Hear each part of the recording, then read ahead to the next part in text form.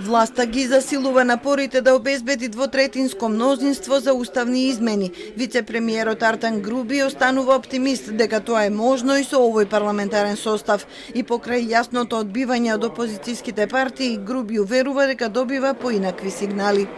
Јас сметам дека проевропското крило, кое што е во подем во опозицијата, во собранието ќе даде поддршка за уставните измени и веќе имаме контакти, комуницираме со пратениците, комуницираме со представителите на политичките партии за начин на кој што и они ќе ја дадат својата поддршка за Европска Македонија. Од опозиционите партии.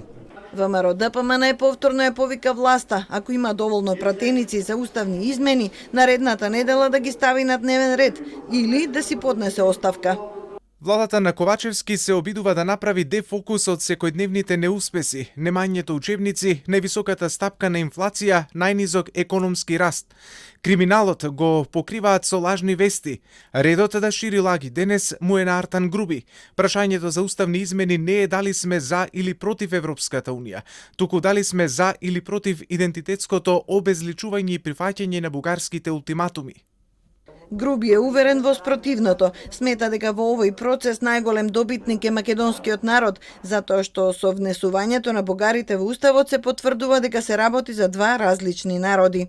Уставните измени не дека ќе се случат, мора да се случат.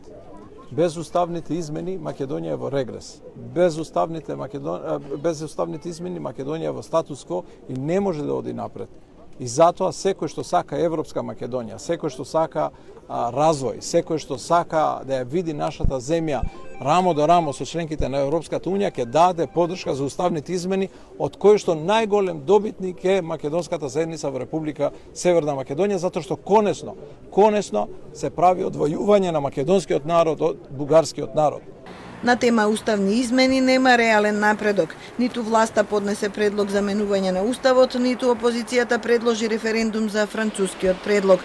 Последното потсетување на оваа обврска од европскиот пат дојде од германскиот пратеник Михаел Рот. Пред неколку дена тој дојде во Скопје за да се сретне и со власта и со опозицијата и да им порача дека пристапните преговори не може да продолжат без менување на уставот.